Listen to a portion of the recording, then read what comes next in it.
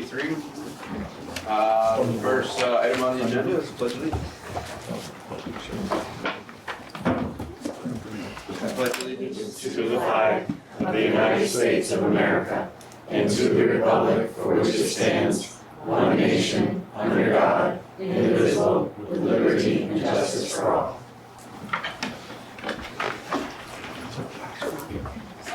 Next is agenda review.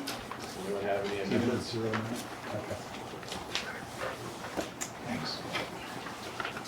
Hearing none, we'll move on to correspondence, visitors, and public comments.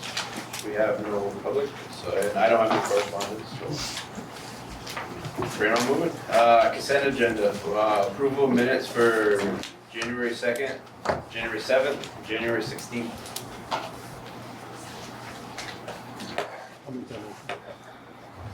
Second.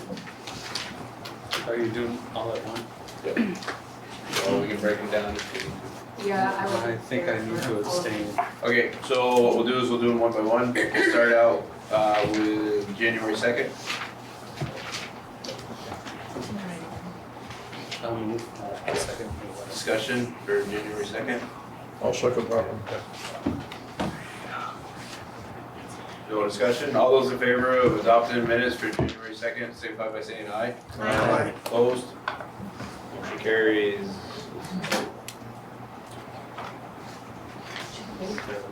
8-0. Motion to approve January 7th meeting minutes. I'll make a motion. I'll second. Any discussion?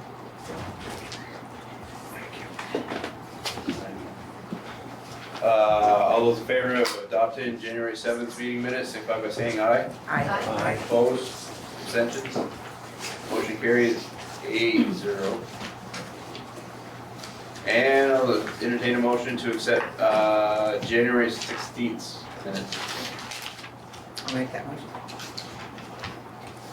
Second? I'll second.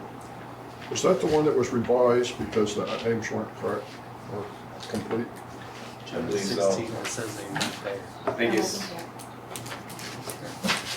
Yes, that was the one.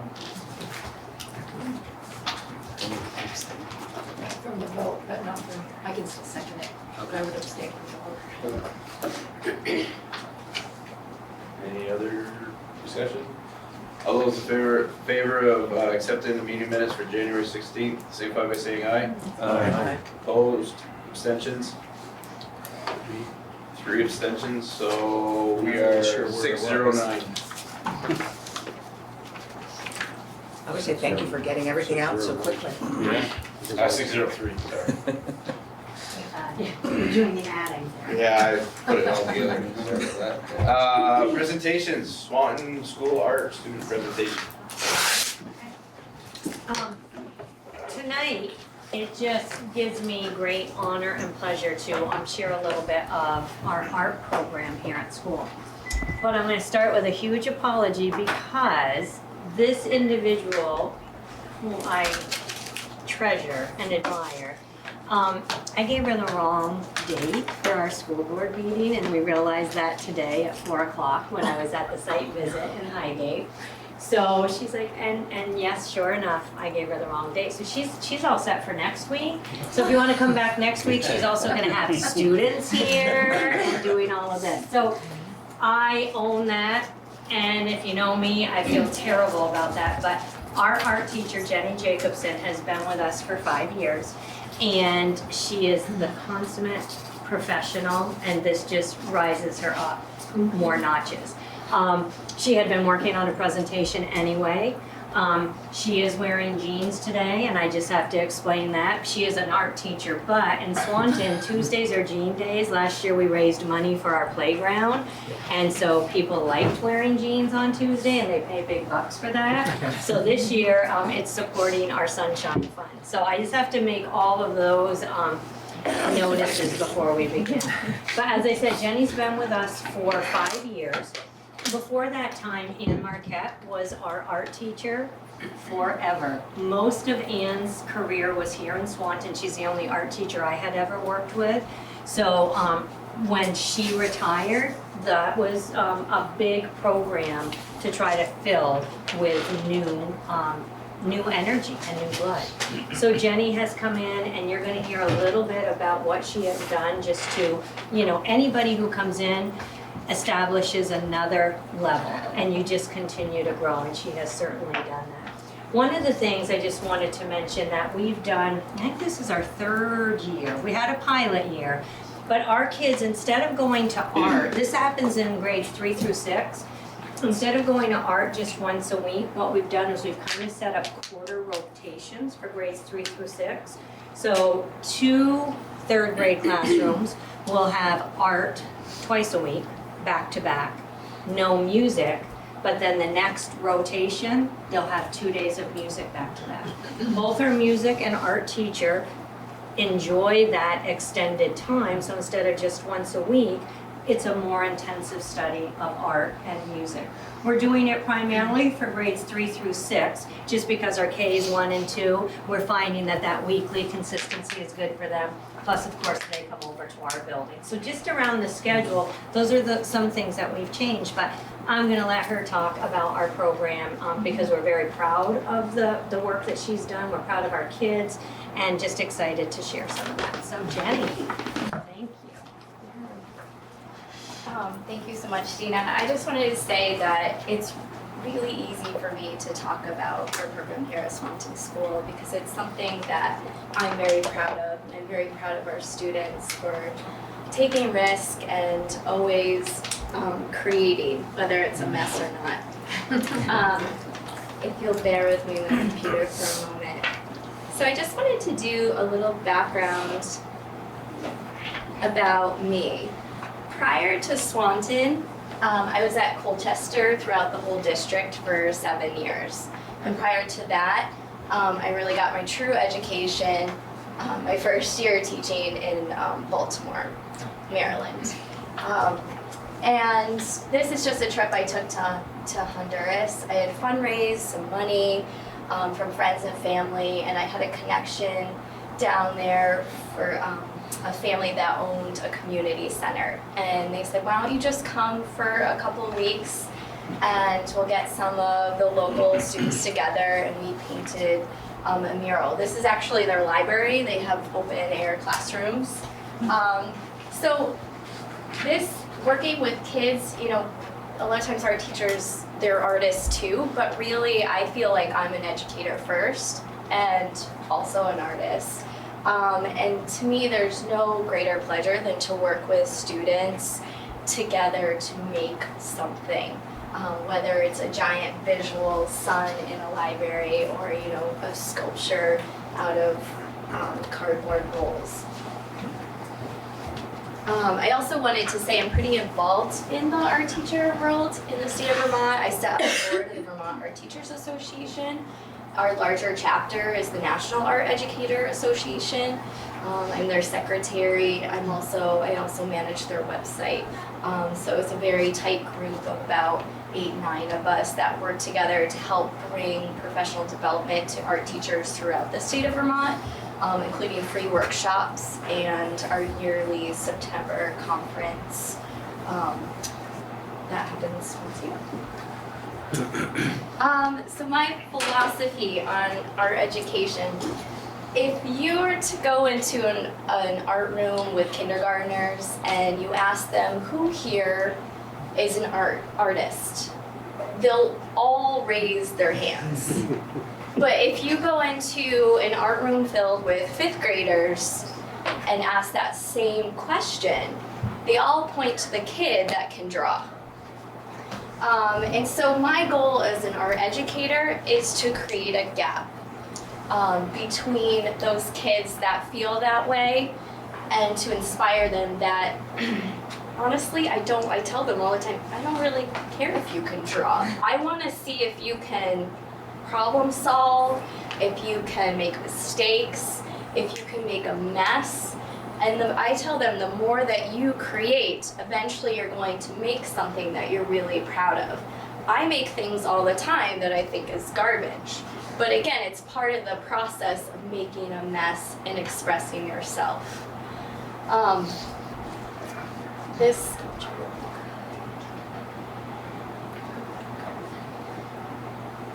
I'm gonna show you a short video, and I'll stop it because I'm not the greatest at iMovie. And it has some interviews with some of my students, and it also highlights our program here that we are beyond drawing and painting.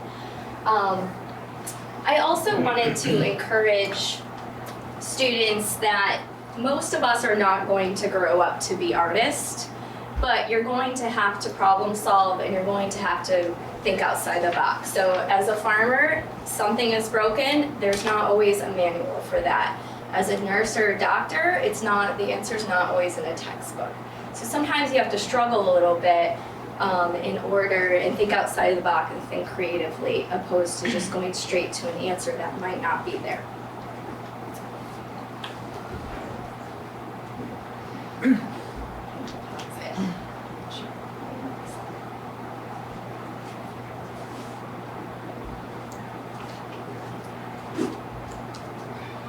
On why is art important at Swanton School? I feel that art is important at Swanton School so that Swanton School students can feel like there's actually creativity in the world, more than just doing anything else. I think that children should be able to do creativity. So at Swanton School, we are incredibly lucky that our administration supports us painting and making a mess of the walls. Mural painting is across the board. I will do it with kindergarten, I will do it with 6th grade. A lot of our murals, like the one outside around the corner, is collaborative. So I might start a project, I might have a group of 6th graders that are invested, outline it on the wall with pencil. And then we might tape it off and we'll have grades 3, 4, 5, 6 all work on it collaboratively during their art time. We also tend to have, mural painting competitions, especially for the older kids. I want to give them that opportunity. And a lot of times I'll ask them, like the one in the front office, if you've ever noticed, the one here in Central School, that was open to 6th grade last year. And I had students that were interested in working together as a group collaboratively, and I had a series of questions to ask them, why would you want to be part of this group? And they came up with a design together and they painted it together. And I told them, I'm not necessarily going to pick the strongest artists out there. I'm going to pick people that can work together with each other. And I felt like it was really successful. They continue to, administration continues to support these paintings throughout the area. And we have a large-scale painting that's going to be going on this April, and we're inviting the community, families, and parents to come in with their parents, and we'll be painting a mural around our new playground in between the 2 buildings.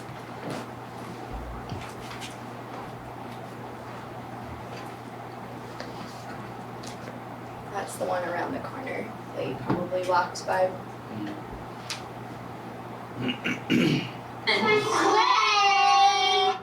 Play is a huge part of the program. It's one of my favorite things to do. And my first year here, we did not have a kiln. So I drove all of our pieces to Sheldon to be fired.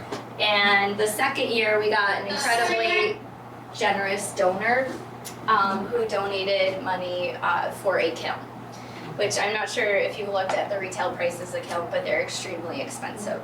So it's my baby, I love it. I take as good care of it as possible, and it's constantly running. Again, this is something that grades K through 6 can access. And then over the last couple years, hopefully some of our students say this because I hear them say it all the time, I've invested in glazes so that we are able to glaze dinnerware safe glazes so kids can actually make functional pieces, bowls and mugs and whatnot that they can actually eat out of. Mix!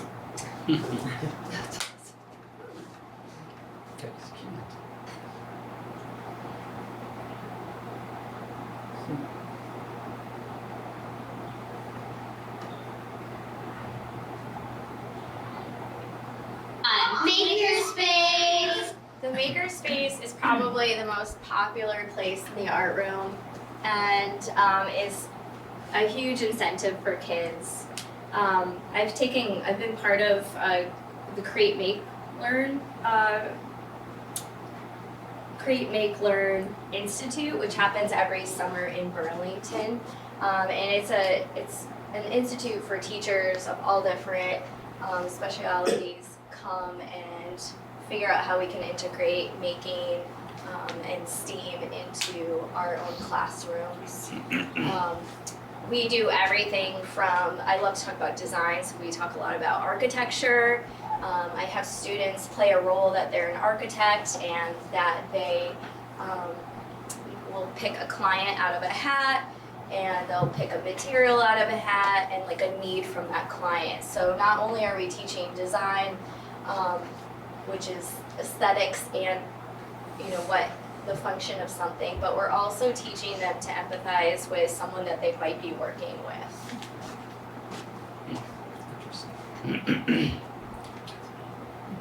One of our other projects too that I designed in that institute is, I call it Swanton Glows.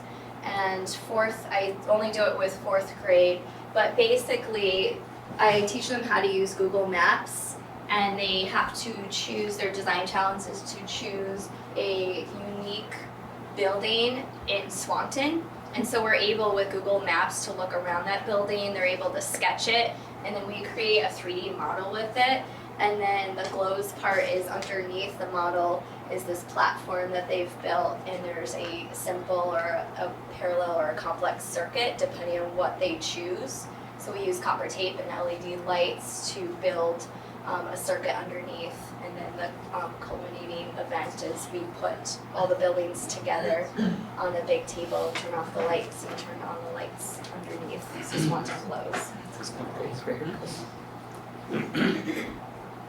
And the art room, when you walk in, I consider it a studio, so it doesn't embarrass me that there's paint on the floor, paint on the walls, because I feel like that's part of the process. We do a lot of sculpture, a lot of painting. Most of my projects are not clean at all. These are mini piñatas that 4th grade made this year.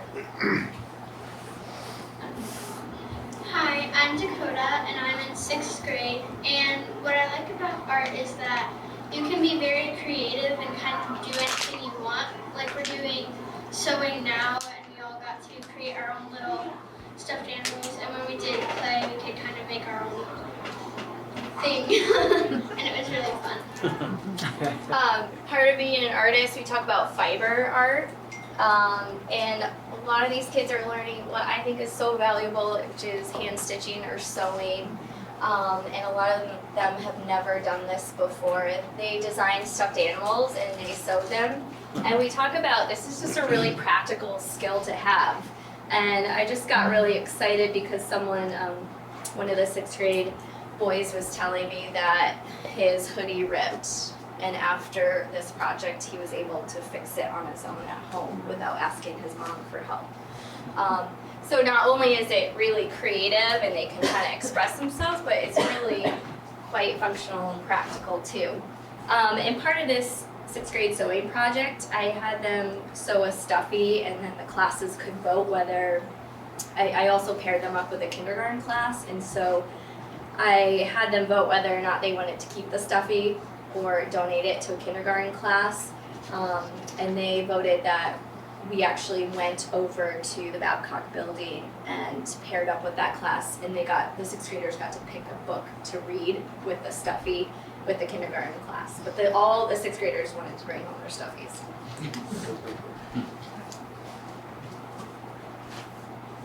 So this is a 6th grade over at the Babcock Library. And these were siblings, so he was gonna give his stuffy to his little sister. It was very sweet. Hi, I'm Savannah, and I'm a 4th grader in Swanton School. And I think that art is important to schools, and I like it because it really helps kids to be creative, and I like being creative and just being able to do kind of whatever you want, and there's not really a way to do it wrong. So, in the art room, I always say, of course, it's okay to make a mess, but we just gotta clean it up. Do you guys have any questions for me? Or questions about the art program, or Well, I think it looks anything great. I missed? No, looks good. I think the only thing that I would say is just for the scope of Jenny's work, Jenny, Mel Berthium, and Amy Reichert, vocal music, those 3 unified arts teachers teach 29 classes a week because they are in every classroom or they come to them. So that's a very, very busy schedule. For PE and guidance, it's split between the 2 buildings, but it's a pretty intense, you know, when you come on board to Swanton, you're gonna be pretty busy. But I think focusing on this, and just when we saw the presentation in Franklin with the music and with Highgate as well, I think it's just a real strong thank you to the boards historically who have supported this within our schools. I mean, from our music programs, art programs, all of those things, that's really huge. And we talk a lot about reading and math and science and those test scores, and those are vital. But we have to realize too that some kids' most successful time in the day is when they enter that art room. And, you know, Jenny and all of those teachers do a really good job. If a kid is on a plan perhaps, that might be a positive reinforcement to spend time in the art room. Those different types of things, just to really support the variety of needs of all kids. So that's a real big thank you because our boards have always been supportive of those parts of our school. So thanks. Ellen? Please, you don't have to answer this, but I'm gonna Okay. ask it anyway. Oh, sure. Because I'm always curious, what brought you to Swanton? You sound like a very talented teacher, and It's I'm a just very curious. long story. I was in Colchester for several years. I was always part-time, the last art teacher hired. And then I had left the education world thinking to join my ex-husband's business and thinking I would never come back. And Swanton, that obviously didn't work out, but Swanton was that opportunity that got me back. So I feel very grateful to be here because it's very hard to get an art educator position in the state of Vermont because there's so few of them, but also it's really hard to get a full-time position. So, glad you're here. yeah, Terry? thank you. I would just like to add something. You know, since I've been part of this community for how many years, I've always been impressed at the art skills of whenever you go up to MVU especially, you can kind of see the culmination of it. And I always wondered, how do they do that? How, and you can tell just from the way you showed this in other schools that it's worth the investment for what the taxpayers, what the public pays for when they see this kind of thing. And also the way you're emphasizing the problem solving, the understanding others' needs, and that you use it in every profession. I think it's awesome. Good job of presenting. Thank Very you. good.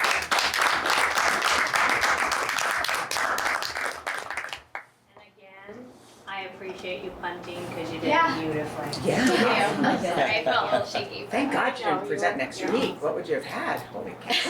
This was fantastic. It's great, so.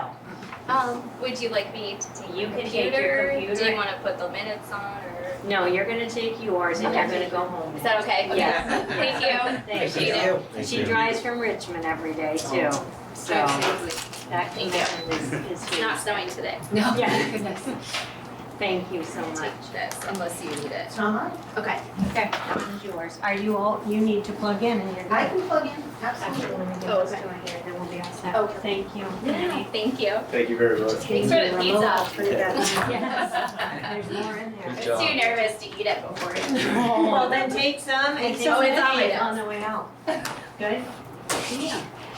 Thank you. And Dina, we had talked about doing a tour of Babcock, but we had had a plan that if you want to share what our plan is for that. Our plan for that was, since it was winter and it's freezing and we had this presentation and lots to do tonight, then when you come back in April, we'll actually take the physical walk, if that's okay with you. I think that's a great idea. Okay, because I just, Better. and I was gonna say, and I could, it's kind of cold, we don't have the tunnel built yet to, I think the administrative reports are next, but I was going to ask if it's okay if I just let Pat and Joyce go, because I think this sufficed. I did give the report, so if there's other things in there, if that's okay with people. That's great. Okay. I just have to say, she is amazing, because I felt so bad, and that's how prepared she was, because I asked her about 2 weeks ago, the wrong day, but that was how prepared she was, but she had kids all lined up and parents to come next week, so I felt awful, but I don't think it would have made a difference. no, I mean, she's a gem, She but would've put it and together. just to rise to the occasion, so. So thank you. Okay, so we'll move on to the other elementary administrators. Okay, guys? Absolutely. Sure. I'm passing around, so you can go ahead. Well, I know, but as a good teacher, I know that you just passed that out, and now everybody's looking at it instead of listening to me. So put your papers down. Put it down, okay. Thank you. Eyes. Eyes on the prize. That's right, eyes on the teacher. So anyway, Happy New Year. And last meeting, elementary meeting, I handed out the annual school report information for Franklin and some sample SBAC questions and Vermont Science Assessment questions. And I know it was right before the holidays, so if you didn't have a chance to look at that, I hope sometime you will still have a chance to look at that. And if you have any questions or comments, definitely just give me a call or shoot me an email. But I especially would like to know what you think about some of the sample SBAC questions. And I know a couple of comments that Megan and Terry just made when they weren't here at that last meeting when I gave that out. So tonight, I know Julie has asked us, since you already have our written reports, to not go through every single thing in our report and maybe just to highlight one thing. So I do hope you'll take the time to kind of look at the great things that have been happening in the last month, the concert, our hour of code, the food shelf, the huge overwhelming generosity for the food shelf, the work that we're continuing to do with the Stern Center around reading. But the thing I did want to highlight was actually under my upcoming events, which happened yesterday. And I just wanted to talk for a minute about our in-service day, because I just love having the full day in-service day in January, because it just gives us this wonderful opportunity to sit back and really look at where have we gone the first half of the year, looking at our action plan and what are the activities we've done, what have we accomplished, what have we got left to do for the year, and it's just so valuable discussion. And yesterday we got to go through all of the action plan and do that. We also were able to share some of the blocks that we've been working on in different classes. And that piece I just think is so important to have the whole school listening to. So if the third grade teacher is saying, you know, my kids really struggled with an equation having 3 numbers on each side and finding the unknown. And the second grade teacher is sitting there going, oh, well in second grade we do that, but we do it just with 2 numbers on each side. And then, you know, and so Carrie's going, oh, that's a really quick thing, you know, for me to touch base on in second grade too. And so being able to do that type of dialogue vertically, I just think is so important. So we shared a lot of information about the blocks that the kids have done, what the strengths were, what areas they could improve on. We also took the time to double score a number of writing pieces to make sure that we're scoring, you know, that everybody's scoring pretty consistently and reliably on their writing pieces. We also did, we packed a lot into one day. We also did what was called the Fountas and Pinnell Calibration, and that was on teachers finding the scoring for their reading and also for a comprehension conversation, and just really talking about when you're conversing with a kid about their the book that they've read and having that conversation, what is okay to say and what's not okay. So like if they give their answer, is it okay to say, well, tell me more? Or is that not okay to say that? And really making sure that we're consistent when we're administering those assessments. And I have to say, I was pretty pleased with the fact that they are pretty harsh. On the scoring sheet, it had 3s and we were like 2s. And I said, you know what, I would rather, be a little harsher on scoring that, and because the whole point is to figure out what do you want to stress more, in your instruction. So we've had time to do that. We also started having teachers sharing their SMART goals for the second half of the year. SMART goals are just specific, measurable, blah, blah, blah. But really looking at their classroom data, and they're starting to develop what their goals are going to be for their classrooms for the second half of the year. And if that's not enough, we also talked about, we're trying out a new problem-solving tool. It's kind of like a graphic organizer for math word problems, and kind of seeing how that, and we're trying to K to 6, and kind of talking about how is that working at each grade level, is it helping kids, and how we might want to tweak that a little bit. And I think that was about, we also did some talk around number talks, our implementation of number talks this year, and just how that's going and different ways we can kind of assess that. Number talks, the purpose of that is to help kids do math more efficiently with more accuracy, and being able to figure out when mental math is the way to go, and not spending a half an hour drawing a diagram to figure something out if you can do it in your head. So we spent some time on that. The biggest thing was, I just wanted to share that because when I leave there at the end of that day of in-service, I am so just inspired by the just bright and dedicated people that I'm sitting there working with all day, and just really just re-energized about the work and just enthusiastic about the second half of the year. And I just hope they all walk out of there feeling the same way. And I just really appreciate the in-service time, and I'm just really glad that we have that opportunity halfway through the year to do that. So I thought we got a lot done, and just a great day. So, but don't forget to read the rest of the report, because there's a lot of other good things. Thank you. Peter?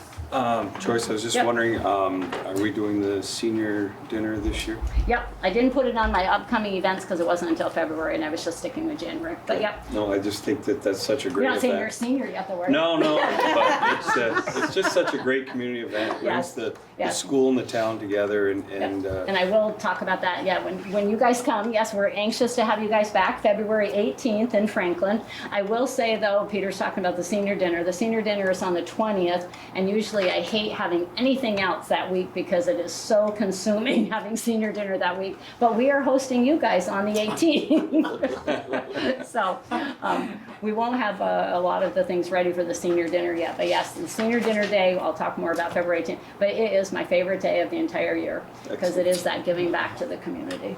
So we will be doing that. And hopefully your mom will be joining us. I hope so. Okay, you can put Joyce's stuff away now. They didn't have mine out. Mine's all on the computer. Sorry, I apologize. Yes, mine was hand carried, just to make sure you had it in front of you. I'm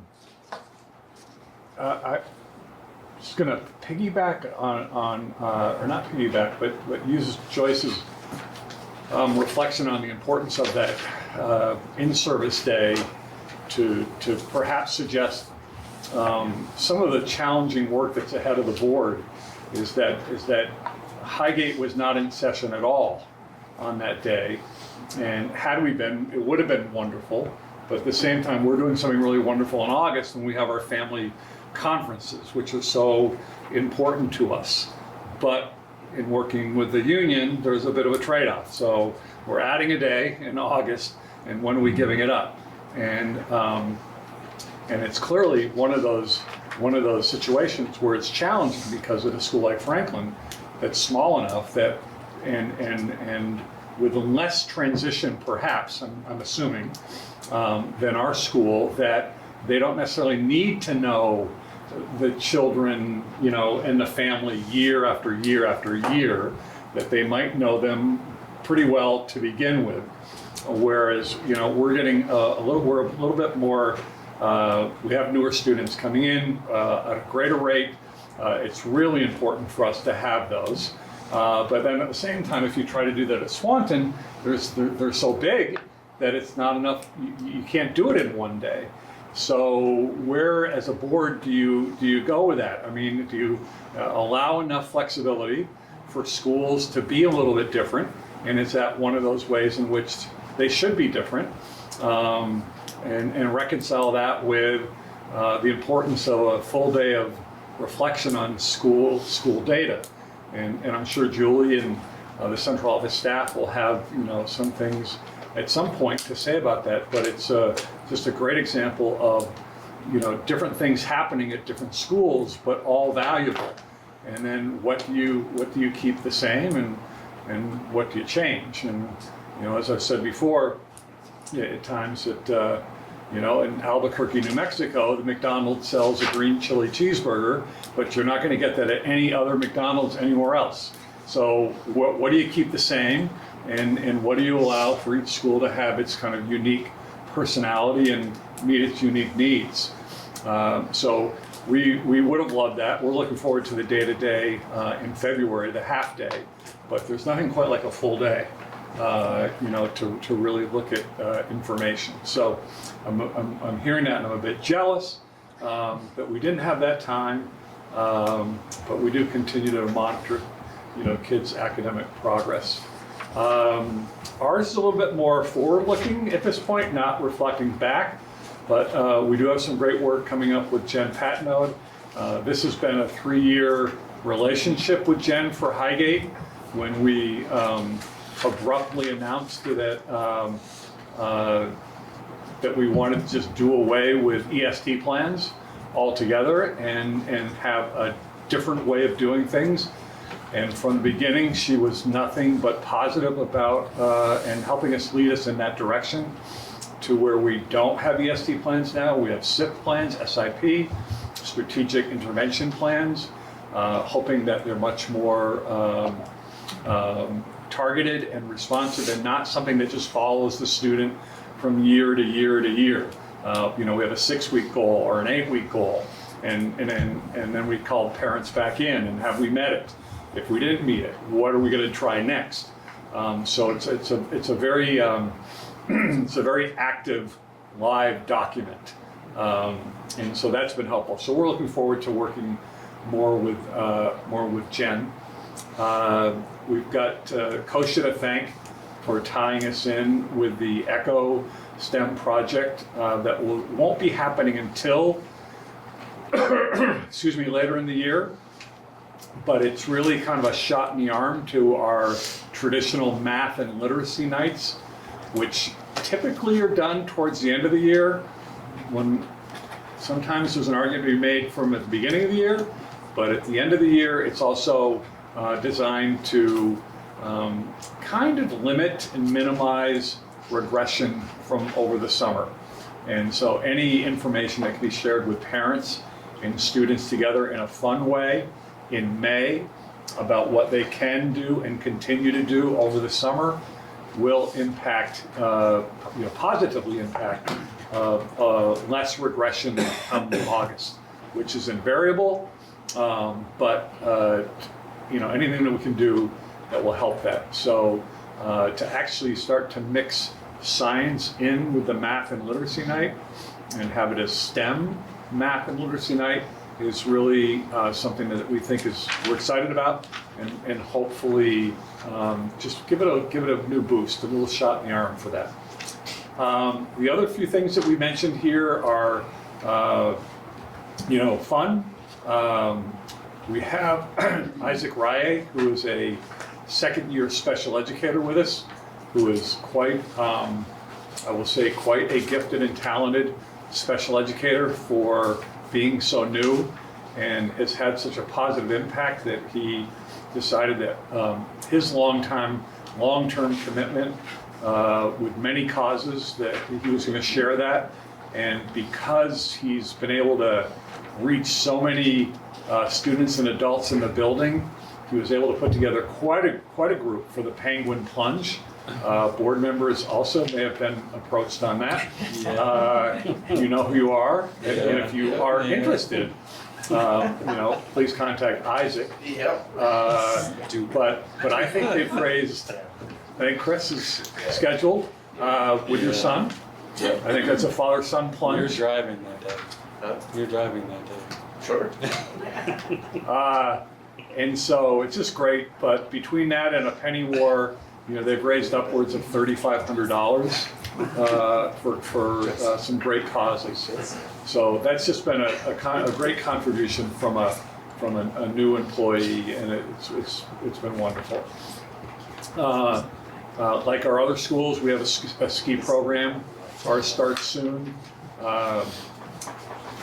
I didn't start the ski program at Highgate, but I have it at 2 other schools, and it is just hard to it's hard to encapsulate all the benefits of that kind of program because when you put adults and kids together in a whole different environment, kids reach out to kids that they wouldn't normally reach out to.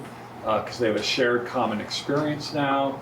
Adults, are helping kids in a way that kids never thought their teachers would help them.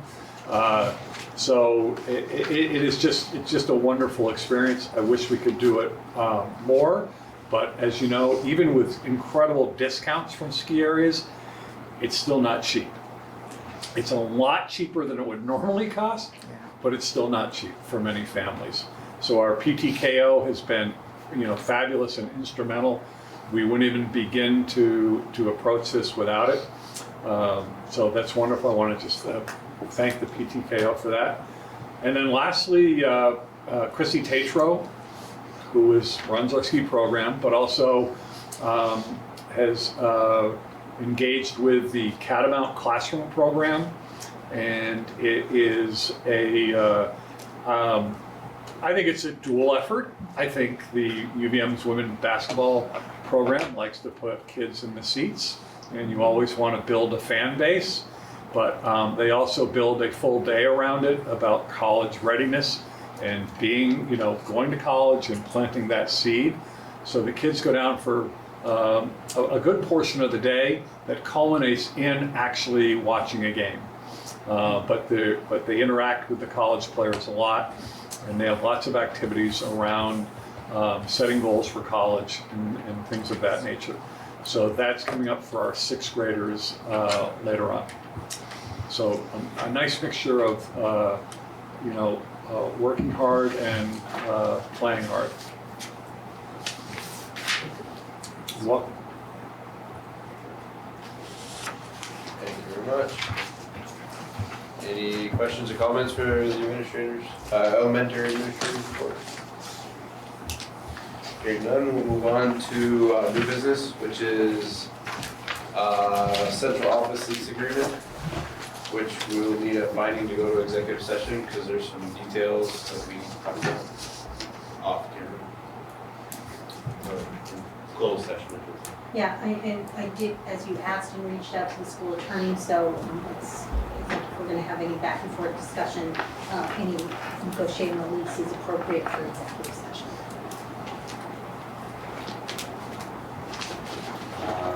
Now we'll move on to old business, budget for possible adoption.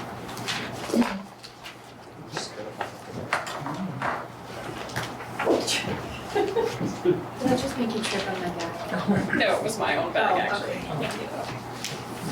Thank you.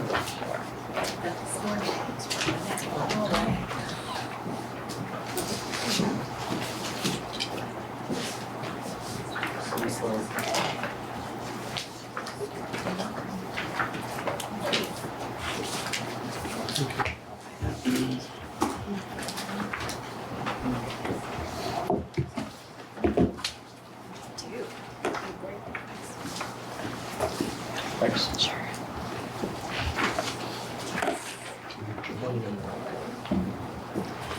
So this is draft 3. You should notice in the notes section, answers to some of the inquiries that you had at the last meeting.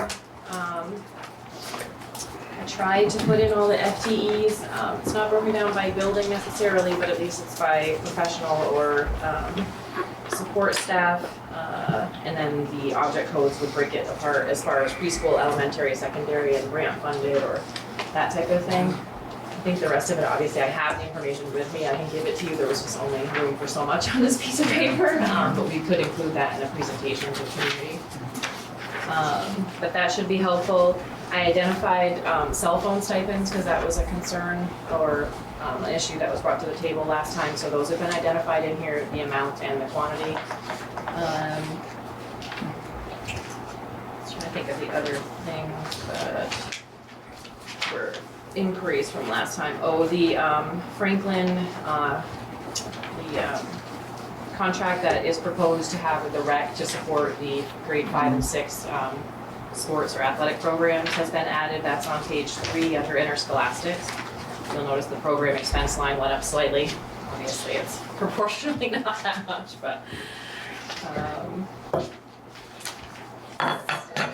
other than those are kind of the issues that you had addressed. I think I answered most of the questions.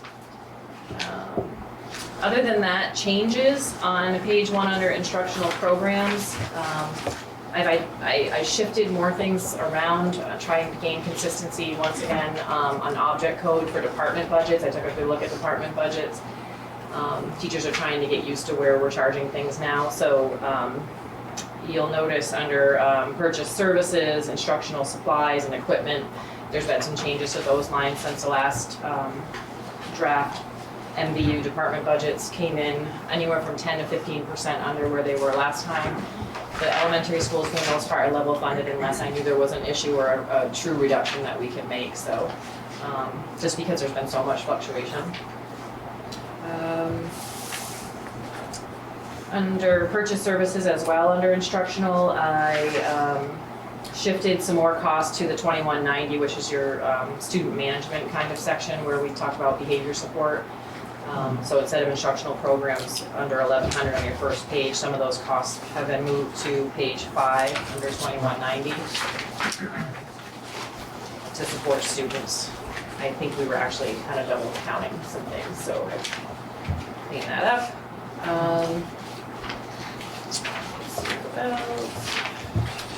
Laura, 324. Sorry, Page 2, 324. page 2, 224. No, 324. 324, yep. That's a hit.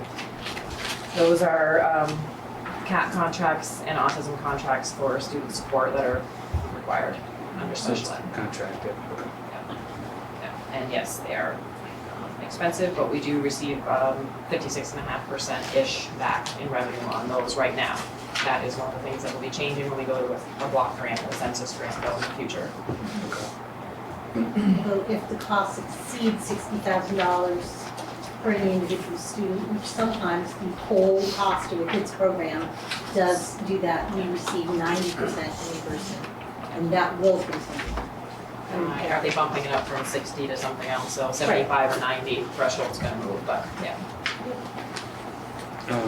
Can I ask you, page 3, number 518? Under what function? It's up at the top of the page. Oh, transportation. Yeah.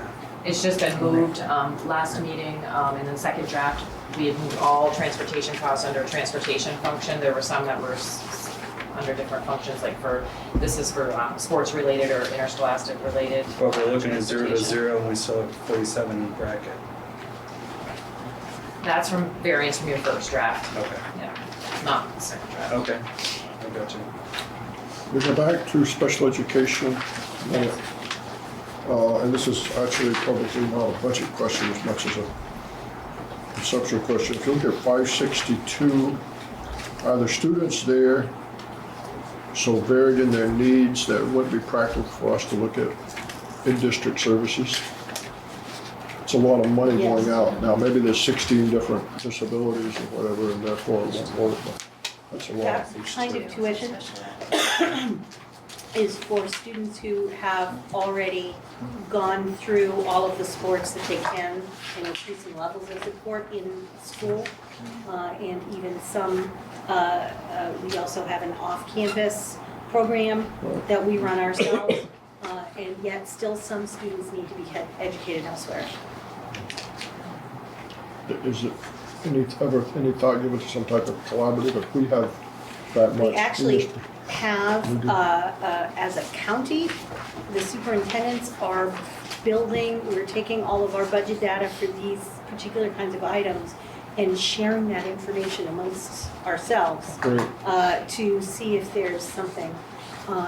Because we have a wonderful relationship with our designated mental health agency, and yet there is still not capacity in our county to serve all the needs of all the kids. And we have to send students outside even, or the need of students is such that they can't be served here, they have to be somewhere else. So we are examining, because it's better for kids if they can be closer to their home school if they're not able to be in their home school. Unless it's something really unusual, looks like you're looking at $5 or $6 million in a county that's going. It is one of the, besides staff, it's the largest expense for any special ed. Thank you, Julie. Yep.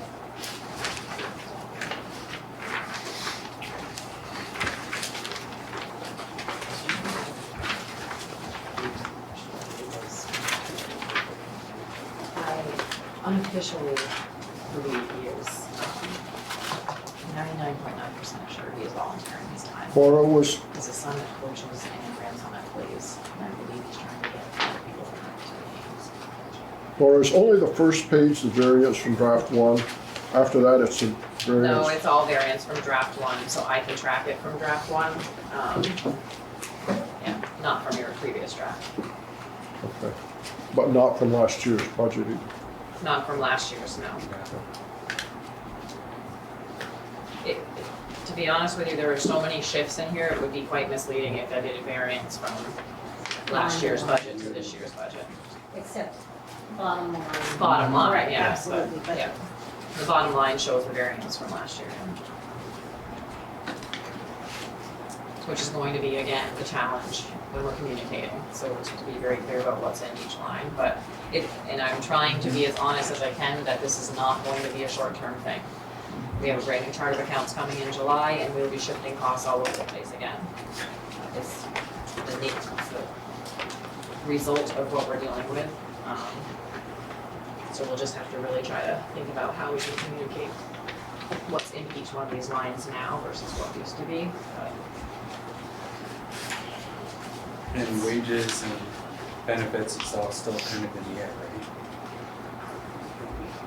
We're still in Negotiations, yeah, so we've used, estimates. Right. I did want to mention, under plant, I think I keep bringing that to the table, or trying to bring that to the table. Let's see what page we're on here. 11? Yes, page 11. I continue to evaluate the costs. I continue to look at budgets, facility budgets, and working with facility directors, trying to make sure that we're counting costs where they should be. Again, trying to address the concern about underfunded facility maintenance, repair and maintenance, supply budgets, that sort of thing. Not that wasn't true in all of our schools. I don't believe that to be true in all of our schools, but definitely is in some. So I have increased, I've used some of the savings and shifts that we can from other places and tried to repurpose it into plant where I thought it was appropriate.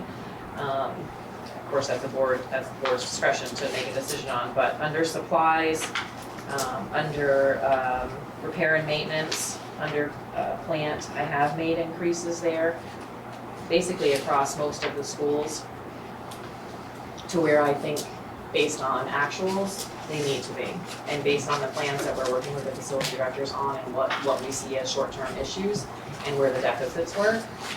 On page 12, as I pointed out in your last draft, under 4,700, that's where the larger scale construction projects are now we're being asked to code them there if they're going to be part of your general fund. I've shifted some of that money, that's not all new money, I've shifted some of it from the plant lines, but I have, tried to at least start the process with incorporating some funds for each building into larger scale project lines, which is what this would be. This doesn't mean it's gonna get you a new roof, this isn't that to that level or complete parking lot reconstruction, because we know how much that's gonna cost now, right, Chris? Yep. But these are things like air handlers and the APOD at MBU that they want to do, or asbestos abatement project, phase 5 or whatever phase we're on in Swanton now. Those kinds of things, redoing classrooms, or maybe a wing or something like that. So these are larger scale. I think unless we want to do a separate article, we've got to start bringing some of that money into the budget. So I didn't get super clear direction on that, and I know it's confusing right now because our facility plans are still being developed, short and long-term plans. I feel like this is a good starting point. Doesn't sound like a lot of money. It's not, but it's also, we also invested some in the repair and maintenance, and we've shifted some things around. I've looked at, utility budgets, I've looked at water costs, I've looked at all those things, tried to right-size those if there was any room at all, and move some of that money into repair and maintenance. So we're trying to get them on a track to be more prepared to handle what their actuals are, and to address their maintenance issues proactively. I'm hoping this can be like a step in the direction, maybe over the next 5 years we can get to where we need to be, or unless the board wants to consider a bond or a separate article or something like that. But I feel like this is a good plan right now for kind of a step one, while we continue to work on those plans and get a better understanding, and it gives us some more time to work on. It's a dent. Yeah. We know every school has issues and, building issues that need to be addressed, but. Yes. Go along that line. I think MVU and Swanton, I don't know about Highgate and Franklin, but had a capital request in their budget, right? So people, I guess the point I'm trying to make is, it's not a new thing to the people in Swanton. No. And it's not a new thing to people at MVU. So I would hope, I see what you've done here, but I would hope we won't lose that. Because I think to let people know that the buildings are in need, whether it be Highgate, Franklin, or wherever, to ask for a sum of money to start putting into reserve fund, I think is critical. It's too late this year, but I hope as we're going forward, we'd really consider that. It seems like every year we've done it, it's a good part of a discussion at our meeting, at least in Swanton, when we first started it, and people kind of follow that, because most people, whether they rent or own a home, they know you have to repair it. So I would hope that we would in some way continue that with the major things and not try to put it in budget. Related to that, where were the furniture purchases last year, previous years? Because I see. It depends. They've been in supplies and equipment and maintenance, to be honest with you. It depends. Because it looks like this year, they must have been combined from somewhere to go from 130 to 304. If you remember the last meeting, we talked about technically they should be charged as a supply now, but then we got some new guidance that says equipment. So what I can tell you is between supplies and equipment in this budget, in all the facility budgets and the department budgets, the costs are in here, but we're still addressing where we're going to be charging those. So it wasn't a tremendous increase in dollars. For furniture? Right. No. It's just Everything's generally been either flatlined or, in the case of MVU, departments decreased. And have we been notified we're getting an increase in natural gas, or is it no use? I haven't received anything. I don't know, because I see it's gone up Well, that was a shift though, because we had needed to adjust what was in wood chips versus the different kinds of heating sources that we had. So if you notice, it's just fluctuation, it's just shifts. Okay, thank you. Back to the capital improvement, but you said that the directors are putting together 1, 5, 10-year plans, stuff like that. We're working. Right. Would that be something that'd be done by next budget that we're doing next year? Oh, yeah. Because to me, it'd be a lot easier to sell a capital improvement plan if we can show what we're working towards. I know from my personal experience, the town of Highgate does something like that for their equipment and stuff like that, but they show right on there where all the money's going in the plan, you know, I mean, obviously it's a plan, and if something goes wrong, it changes, but I find it a lot easier to get behind that if, you know, we had a plan to go forward with. Right. Unfortunately, we aren't at the point where those are, well, they've all had them, so I don't want to give the impression that they haven't, but they've all done them in different ways, and things have been charged different ways, and some schools have had capital improvement funds, and some haven't, so everything's being addressed. So we're trying to streamline them and get them all. So I think this is a good step, so we can address what we need to address in the short term, but then we'll be ready and you know, and maybe more consistent next year. So you notify them that next year you're going to have if they want a project, you gotta get it ready for a capital plan. We've met twice and we'll meet again shortly. Yeah, it's actually my fault we haven't met again, so. No, I'm not blaming anybody. I just know that if we wait until next October, Oh, no, we will. they'll be pushed back and, They actually enjoy it. They're becoming really productive meetings. I think it's great to have those discussions.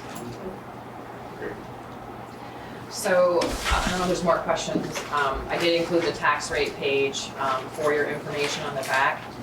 I lost my temper a little bit today, in the middle of the day, because I got a report with some different equalized pupil numbers on it, which was for a different purpose than the equalized pupil report, and it had different numbers, and they told me to go with the new numbers, but then I was afraid to go with the new numbers. So anyway, I sent back kind of a snippy email like, all right, I have a board meeting tonight, you guys are not helping. So equalized pupils, actually for the current year was the discrepancy. So the current year was actually high, which they adjust based on actuals, was actually higher than what they reported to me in the frozen equalized pupil file. So where I said that it was actually pretty steady or a slight increase last time, is actually a decrease of 3.98. That's as of right now today.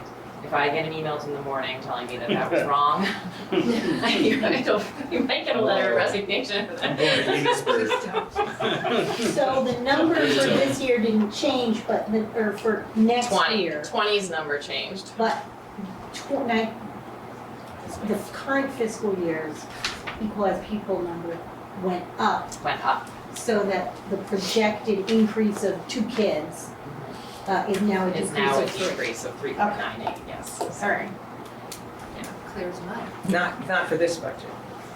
Well, it impacts that article language where they say it's such an increase, you're equalizing, that's what it impacts. So that's why. That's for this going forward. Yes, so if you look on the new page, on the new tax rate page, based on that, your Article 3 would say, you would expend $37,906,229, which is the amount the school directors have determined to be necessary for the ensuing fiscal year. It's estimated that this proposed budget, if approved, would result in education spending of $15,626, which is the number you see in the middle of the page. Right.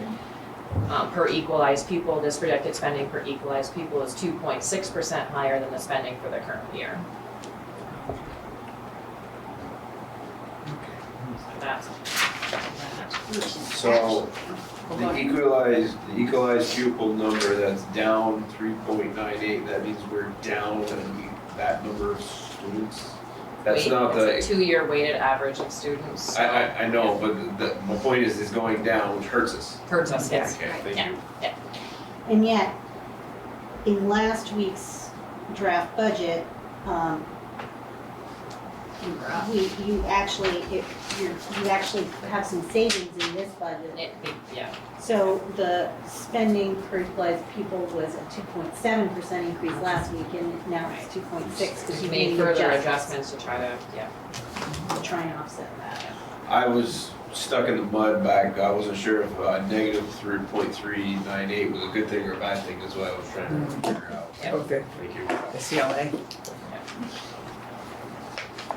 It's no consolation, but I talked to someone in another district and their CLA went down 8%. 8%. That's gonna hurt. Yeah, I spoke with area superintendents and they're all in the same situation. I mean, it's good for our property values, but and not for our To taxes. divide by more, so we're, that's, yeah, we're dividing your net spending by But the expenses pretty much stay as is. But the revenue comes out.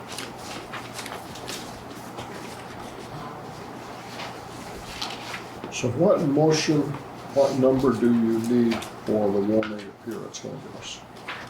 Well, I have the warning, I can send it to Julie, or I can project her, which is based on this. I would need you to approve the amount of the budget and then approve the warning separately. So we need a motion to approve, Before we do that, can I ask a question?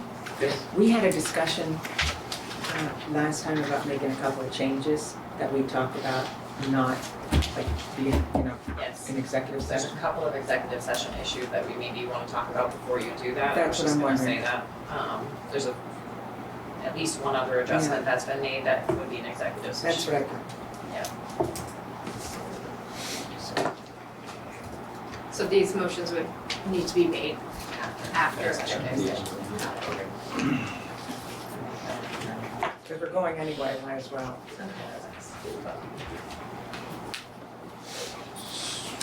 so at this point, I guess we're gonna have to table the budget and the warning until after your meeting.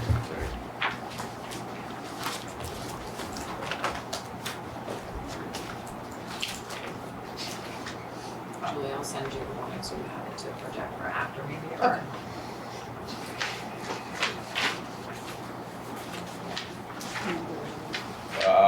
So it's just negotiation updates, which also has a finding for executive session.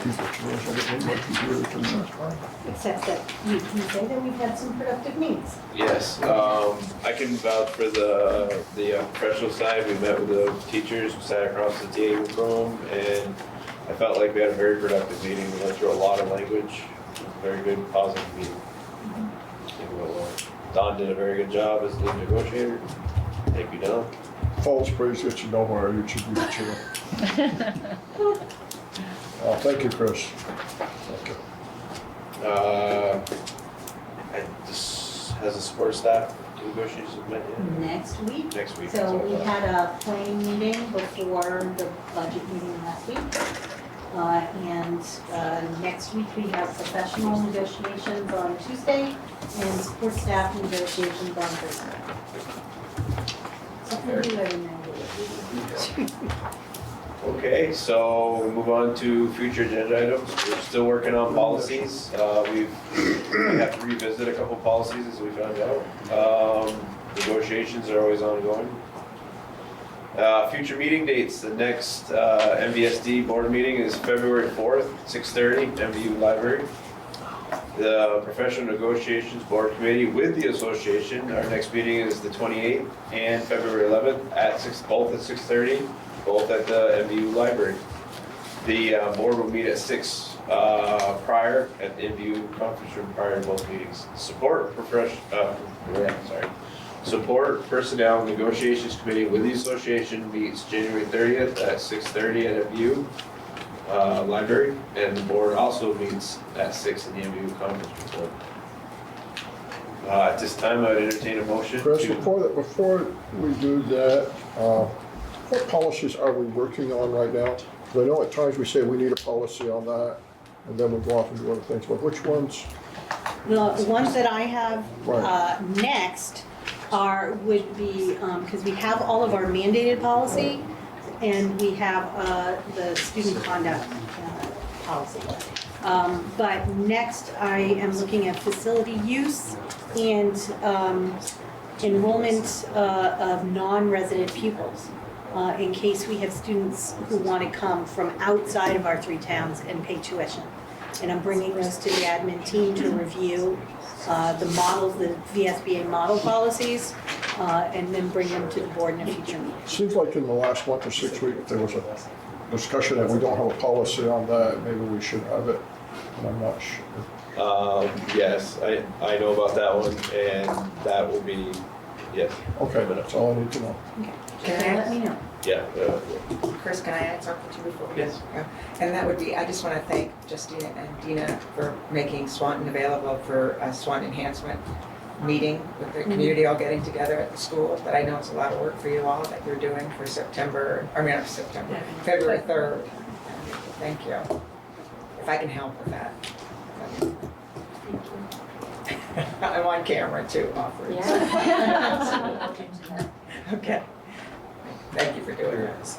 And, Chris, I just wanted to also say that we're still working on changing the February 11th negotiations meeting. I know we just announced it, and I want the public to know that it's That's right. possible we may not have it on the 11th. Yeah, you're right. Eric said he'd chair it this time. All right, so at this point, I'll entertain a motion to go to executive sessions for negotiation update and personnel updates. I'll second. Any discussion? Who are we inviting in? Julie and that's it. Laura, I'm sorry. Budget, yeah. Chris, I'd like to sit out of the negotiations portion. I decided to have the legislation in their call. I got recognized a number of times for being the best. That's all you want. All those in favor of going into executive session, signify by saying aye. Aye. Opposed, abstentions, we are in executive session at 7:55. Thank you, ladies. That's Thank okay, you. I'm gonna let you go in there. All right, at this time, I'll entertain a motion to grant unpaid medical leave that we discussed in executive session. I'll make that motion. I'll second. All those in favor of granting the unpaid medical leave that we discussed in executive session, signify by saying aye. Aye. Opposed? Motion carries 9-0. Next motion is to adopt our FY20 budget as so presented. I'll make that motion. Well, what's the number? $37,906,229.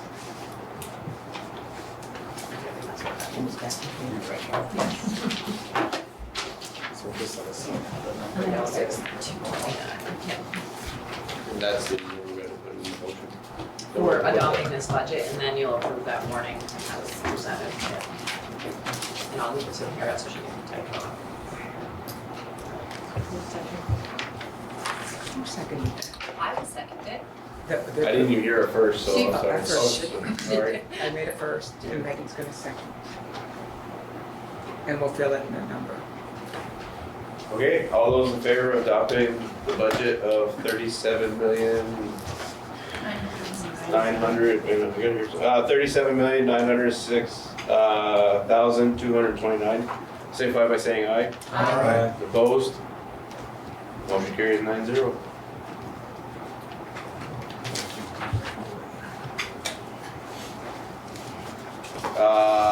I have to read the whole thing, right? I don't know if you have to read it. Well, I mean, other people might, it's on the screen, it's up to you.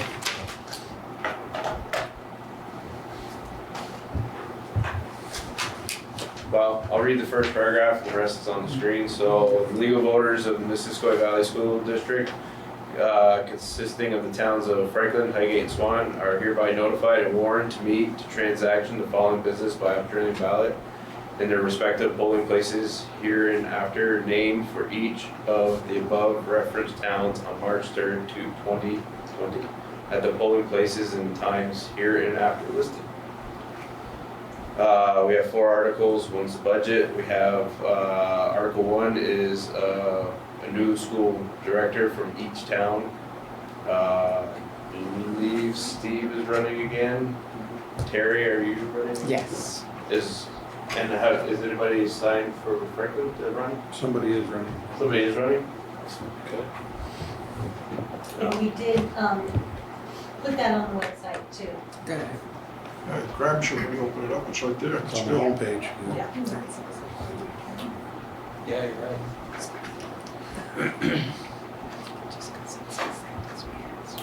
Okay, all those in favor of adopting warning language as presented. So if I was, motion. So I need a first for the motion. I'll make the motion. Second. All those in favor of adopting, signify by saying aye.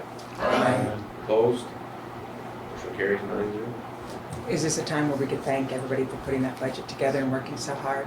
Yes, The administrators, the principals, Laura, the central office, everybody. Is this a chance to plug the, when's the date the team is going on television? Oh, right. While we're taping February 7th this week. So that would be good for the people watching this meeting night to know that after February 7th, Takes about a week. about a week, and it'll be available from the station probably by mid-February. So if you really want to know what it's all about, watch the channel, whatever it is, 16? 50. And there'll be something on the website 16, too, I'm yeah. sure. 16. Yeah. February 14th, we should have the town reports out somewhere around the 14th. Or MVSD reports, excuse me. And then the budget informational meeting will be February 25th. Up at MVU. Laura, I know my hearing isn't great, I could hear you, but Oh. for the TV, would you just say those again for people who might be watching television? The Missisquoi Valley School District annual reports will probably come out around February 14th or the week of the February 14th. And the budget informational meeting is scheduled for February 25th, What time? 7 o'clock.